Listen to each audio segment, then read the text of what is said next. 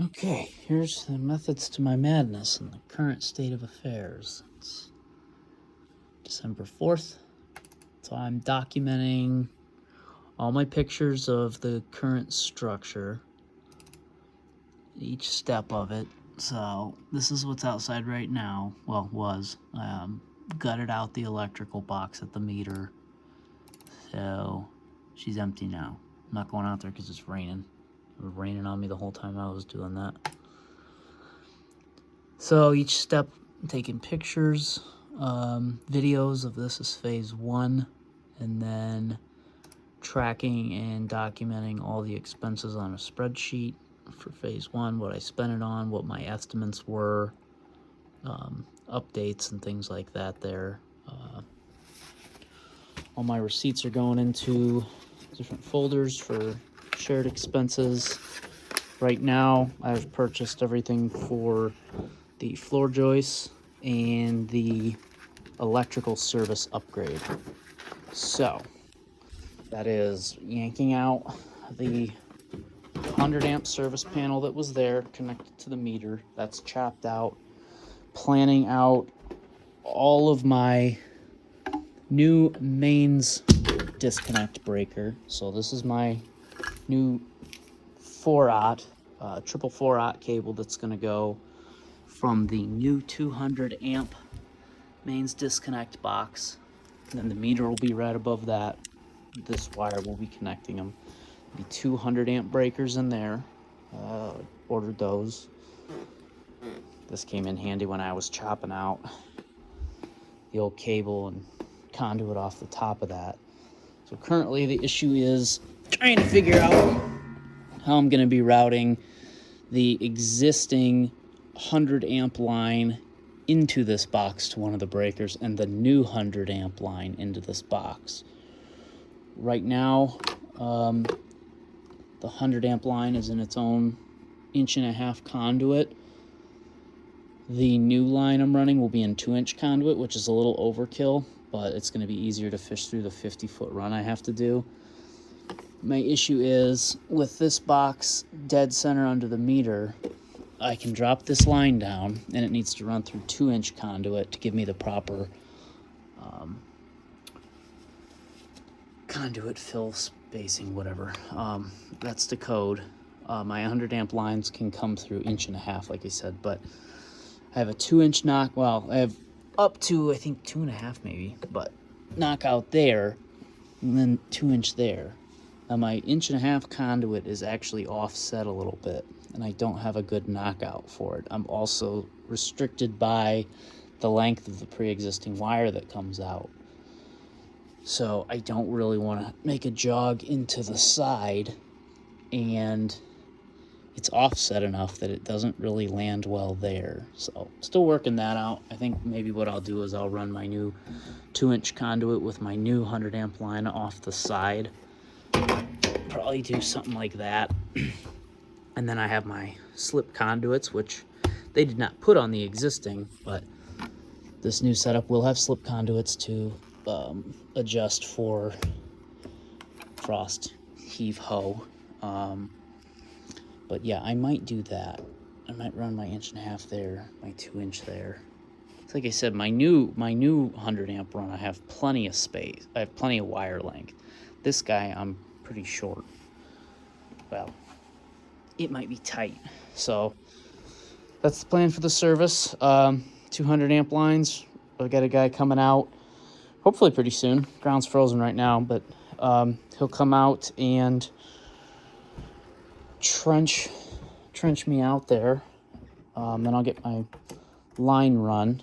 So here's my new 2224 aluminum 100 amp line. There's the 200 amp service breakers, or breaker panels that will be going in the house, mom's, dad's. So those lines will be running respectively to each one. The existing line will be on mom's side.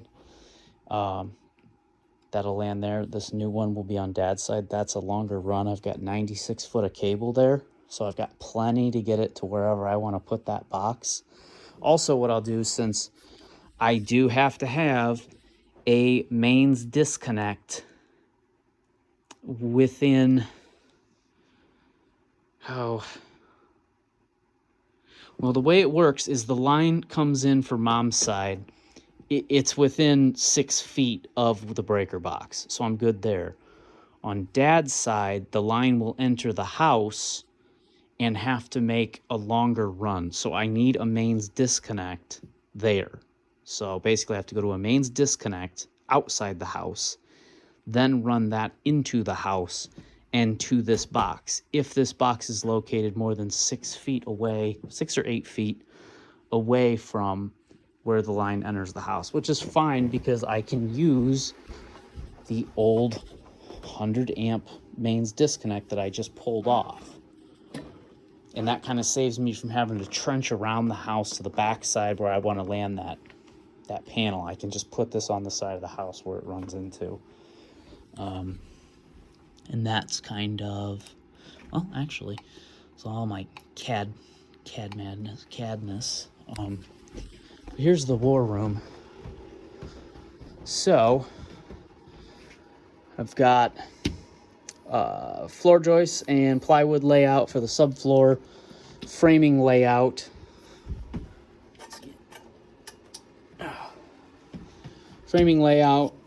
floor joist height guesstimations, a little bit of an idea there, my new foundation pad. This is my plumbing supply line figures, and here's my electrical schematics, and then this is the overall floor plan, and this one is HVAC. So on this guy, where the existing line comes in is right here, and there is a 100 amps breaker box right there in the wall. That's getting torn out and replaced with the new one I just went over in my room.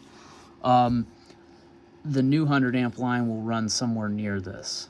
So my plan is to then have the outdoor mains disconnect, the 100 amp, right outside here.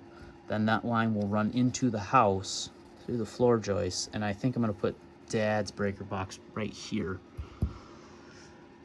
So the other option would be to run that new line and trench it all the way around the back and put his breaker box here. I don't want to do that. That's a lot more trenching. So I already have the 100 amp mains disconnect, so I'll just do that. That's just required by code. So this is where we're at right now. Been working on this deal for 2 weeks straight, non-stop. Been a lot of figuring and shit. Just refreshing my memory on all the code. Things like, hey, you need to torque these to 28 Newton meters. Great, I've got my torque wrench set up. Had to do some finagling to be able to get my 9mm lug in there, but we'll be able to torque those down to spec. New grounding rod we're going outside the house. Ensure we got proper grounding and bonding in the mains disconnect boxes. Got this all labeled up. Hot lines will come in here, neutral pop in here, ground there. Yeah, so this is where we're at. Should have a quote coming in on the new foundation and concrete work. So what we have there is, here's the existing structure, and this red line, this is the existing driveway pad. We are extending out 12 feet from the front, so I'm having a 12x9 concrete pad poured here, and then foundation footer walls 12 feet out, 24 feet across, and then 12 feet back. So we'll be cutting that concrete, pouring footers to support the new structure out there. If I could get that done this winter, that would be wonderful. But next phase is, once the electric is in, call the service. The meter is dead right now, but get electric hooked up. Floor joists are getting dropped off Monday. It is Wednesday right now. Gonna bring that floor up. So this is my floor line. I'm gonna be up about 20 inches 20 3/8 to be exact, which will give me a 5-inch cinder block, 2x6s. There's going to be a beam running right down the center of this entire thing. It's going to be tripled up 2x6 beam sitting on a whole bunch of concrete blocks all the way. So it's just going to be concrete to concrete, probably glue them in place. And then the floor joist will sit on top of that. And then they'll bridge 12 foot, 12 foot. It's just under 12 foot actually, which is great. They're going to be 2x10s. It's going to be a lot of guys getting thrown in there, but then those will tie into the walls, and then throw my subfloor decking on there, and then start to frame out all the new window cutouts. So I'll put my headers in, I'll chop 2x4s, put my cripple studs in there, throw my headers in, put my jack studs in, do all that fun stuff. Still leave it boxed up. I won't cut any of those out till spring, but get all this interior framing done, and I can do the whole backside. This is Dad's bedroom, bathroom up here. This is Mom's bedroom and bathroom here. So this is all going to be new framing, and there'll be a double 2x4 wall running all the way down the middle, and I've offset and staggered my studs so that way they've got great soundproofing between them. Also gives me a lot of room for when I'm doing my water lines. This isn't the best. This is going to get some more work. This was just a general idea. All cold lines running through. This is a little back mechanical room behind Dad's shower. There'll be access from either side. But I'll have a manifold system there. It's all cold water from here. And then they'll all run down this big wall and kind of branch off. So I have water heaters, tankless water heaters, where I need them. There's 4 in total. So Dad's bathroom will be on its own tankless water heater. The cold line will just run right to that, and then the hot lines will run to the shower and the sink. Cold lines keep on running. Toilets. Again, the Mom's water heater will be in her closet. That'll branch off, go to her shower and her sink. Cold lines keep running. They run to the washing machine. They keep running. Go to the sink's cold and the water heater here. That water heater will go to the dishwasher and the sink. And I run over here. This is Mom's washing machine. So that water heater also feeds her washing machine there. Yeah, and I got cold and hot. And then water lines keep running. 2 cold lines. Again, another water heater. Boom, boom. So the nice thing is, the water heaters, I can spec them out at lower power. I only need 30 amp breakers for each one of them. None of them would be running at the same time, which reduces my maximum load at any given time. I'm actually going to do Mom's side first. I have, these are 11 kilowatt water heaters, 4.8 gallons per minute rated. I have one that was, it's already in the garage that I can test out and see how it works. May end up needing to go to propane or something if I see lights flicker or whatever.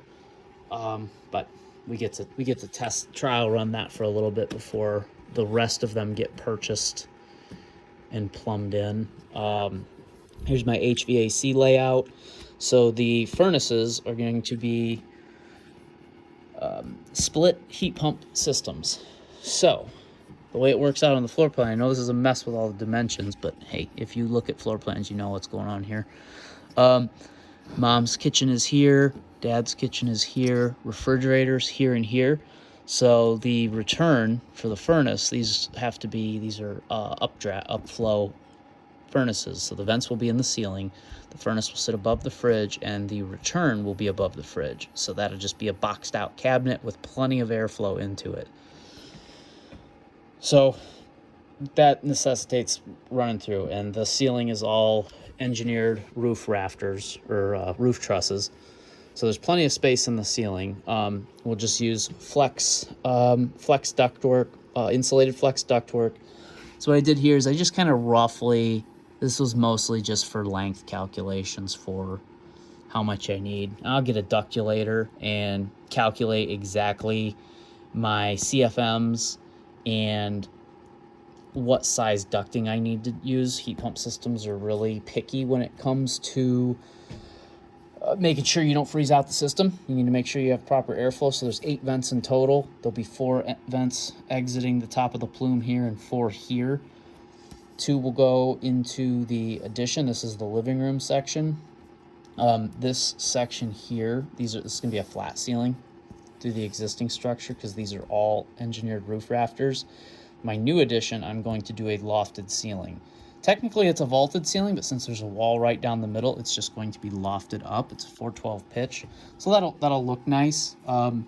These vents will basically duct out of the wall in the ceiling, kind of in that room, and then the 2 ducts in the kitchen, that will all be off one side. And then my other side, I've got 1 duct in the bathroom, 1 duct in Mom's closet, 2 ducts in the bedroom. Dad's side's pretty much the same deal. 3 ducts in the kitchen because he has a long galley style kitchen with a big island. Daddy will opt to go with a smaller bedroom because it's just for sleeping. Guys don't need to do much more than sleep in a bedroom. And different bathroom layout. Mom wanted a big old bedroom. She's also got her office back here, so it squeezes her on her kitchen a little bit more. But the way Dad's ducts work out then is he'll have 3, I'm going to call it 4, 3.5. Boom, boom, boom. And then this guy is kind of near his hallway into his bedroom, and then 1 in the bedroom and 1 in the bathroom. So, pretty open floor plans. Yeah, what else am I missing? Lots and lots of doors and windows in this thing. So this is my framing layout. I've got quotes and estimates on all the big material. So when framing time comes, and as I start to get near nice weather where I can start punching out these doors and windows, there are going to be, this one shows it better. Well, yeah. So big 48 by 48 picture windows all through the bedroom. Mom's are 48 by 48. They're not going to be floor to ceiling because she's going to have her desk here. 2 of these are going to be sliding, side sliding windows so she can open them. Her hallway area, this will be higher up. An electrical service panel will actually be underneath it. That's still debatable. I think it'd be nice to get some light in the closet. It is all open though. Then in her kitchen, we've got, so here's her island, L kitchen, big patio door, 6-foot patio door here. This shows, oh, I don't have the slide direction. It'll enter here. Sliding panel will move that way. And then picture window, 36 wide by 72 tall, so nice tall kind of floor to ceiling window. Basically 2x10 header above, 2x10 header right underneath the double top plate. So this is my double top plate. That's there. Header 2x10 be stuffed up under that, and then the window will work out to be 6 foot, and then little space beneath it. So that'd be nice. She's got another one of those right here, big picture window, floor to ceiling, and then in the corners, 2 big sliding doors. So it'll give a nice big open glass feel to it. That's actually what set my height for the floor, is going double top plate header, and then the patio doors are 80 inches tall. So I gave myself 81.25 just so I have some play, shim it out and insulate it well. 3/4 inch subfloor, then my 2x10, then my 2x6 beam, and then the blocks. So that's how I came up with the floor height. Floor height's elevated above the pad so I can get insulation, run my mechanicals, as well as protect against any possibility of flooding. That area, the water has came up when the creek rose once, which scared me pretty bad. So that keeps everybody dry, even in worst case conditions. Moving around to Dad's side, his patio door is going to be right here. He's got a big picture window here, another patio door here, sliding that way, sliding that way. Another. This is going to be a double hung 36 by 72, so it's a nice tall window, but it will open so we can have airflow. And then he's got, I gave him 2 double hungs. Which, why not? Yeah, 2 big opening windows there. Then a big picture window here. It's debatable. Windows aren't set in stone, but the prices are great. We aren't going with all white vinyl because going with black isn't worth the $50,000 extra. So, and then another patio door into his bedroom. Daddy-o gets a bump out for his closet just because there's not much space for a closet that doesn't just kill it. We started off with a 42-foot floor plan. We are now at a 44 because it just made sense with the concrete pad. We got plenty of space out on that driveway. Never going to regret adding 2 feet to it. So that gave Daddy-o a bigger bedroom now. He's got a little bit more options for the orientation of his mattress, a little more space around it. You can have workout gear in there and stuff. But it's nice getting his closet out there. Closet's a little bit of extra money, extra work. It just makes sense here, though. And then he'll have 2 big 48 by 48 windows. Picture window here, and then a sliding window here, just to get some good cross breeze airflow through the whole place. And then his bathroom layout is a 43. Well, that's what space we got. I got 2x6 wall here. Mechanical room. We're gonna figure, I don't know. His shower space footprint, I just have 43 by 38. That can be played with. 46-inch vanity, again, can be played with. Plenty of room for the toilet. I think it's like 34 inches, 32 or 34. Washer and dryer space, we've got 32 inches allotted for. And then the kitchen is, I think, 112 inches of countertop space here. Super long island planned out. Dishwasher and sink in it. 135 inches slotted, so it comes right to the end where the refrigerator is. Refrigerator footprints, I've got 36 inches for each one of them. Since Daddy-o's got the smaller bedroom, he gets a bigger kitchen and a bigger living room space, which gives him space for a big bookcase. I've got 7 foot here, which leaves him with 101 inches left for the living room TV wall. Just as a general idea for layout, couch, chair, that's kind of how it works out. Standard size 80-inch couch, 36-inch recliner. Bookcase, plenty of room on this wall too. Mom's side has space in between her patio door and here for another wall. Basically, her wall is going to be where the TV is, and we'll probably do a fireplace or something there. And Daddy-o's will probably be fireplace here. What kind of fireplace? I don't know. Propane, electric, whatever. But it's nice. This is a nice accent wall to break up all the windows, and this as well. This is more of an accent wall in Dad's case because I'm not sure what we're going to do with it. Bookcase could go there, whatever. But that will, especially on Mom's side, this is the side I see from my house. So she essentially has 2 walls. There's not really much siding, so I have some freedom to really make it look nice out there.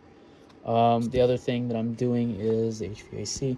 AC condenser is going to go here on Mom's side and over here on Dad's side. That gives me my my line set shortest possible run here. I'm under 30 feet, which is great. I don't have to do 50. I was going to put them back here, but they're noisy, and that's right by the bedroom, so it's no problem here and here. There is an AC compressor that sits about right here right now, actually, for the mini split that's in there, which we'll not be using. So yeah, that is where we're at. Oh yeah, I'm going to be putting in ceiling fans. I neglected to put that in my electrical floor plan. Going to do just can recess lights, little guys. Patio lights all around. General idea of my lighting and switch layout. I have all my recept plugged in. They're color coded. Blue for wall, dark blue for wall, light blue for in floor, and then red for in the cabinet. So 30-inch microwave above the range. Electric range, these footprints are 30 inches. Power vents in the ceiling. Switched fan light, and then just tried to add entries where you'd want to turn lights on and off at. Patio lights will be switched here and here. living room lights here and here. You can kind of play with that kind of thing as it goes, but this is pretty much what it's going to be, I think. Oh, they have pantries, which is nice. I think these are 32-inch pantry for mom. I've got it 25 inches deep, which would be nice. We're going to make that look nice because it's kind of a eye catcher in the kitchen. Daddy-O's as well. It's right here. I think I've got him at 29 inches wide by 26 inches deep. We got open shelves here in the bathroom, and then space for whatever. It might be a closet from his bedroom, might extend these shelves to be larger in the bathroom, might make the pantry deeper. There's some options there. This floor plan does not have the enlarged bedroom. This was just a general idea. I didn't reprint all these. This is my new bump out. This is the floor plan I'm going to use for Dad's space. So, a lot of extra space though. And that's just with the extra 2 feet. Dad can afford to lose space out of his living room because he has tons of space in here. So, anyway,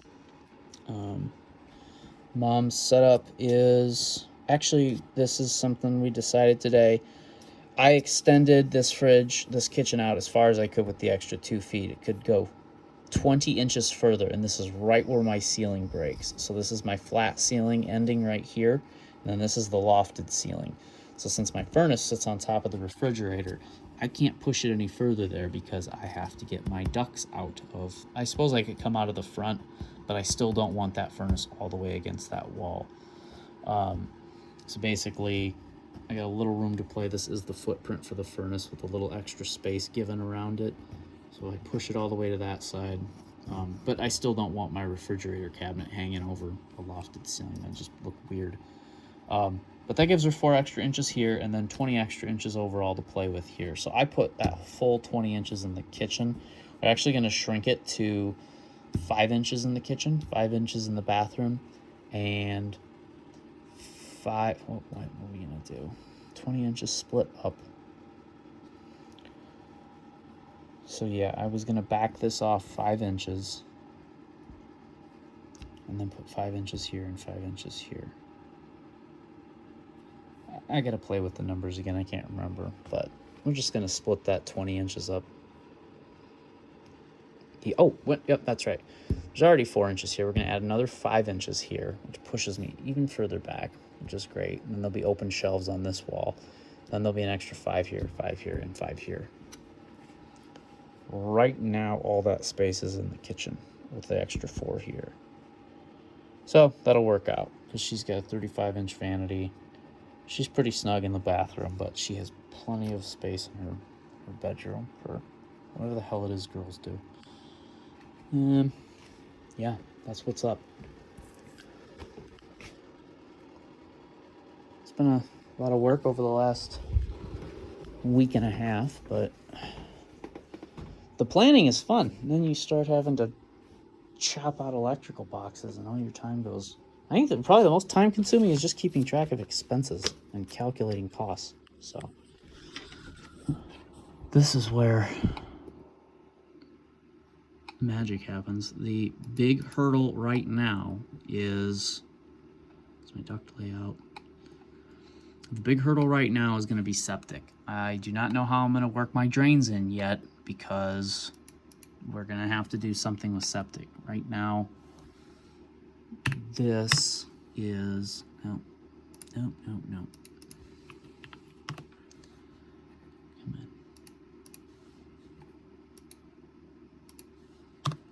This drain is roughly, it's about right here. But, fun fact, the drain that is in the bathroom just runs right on out to the creek. So, that's cool. It just,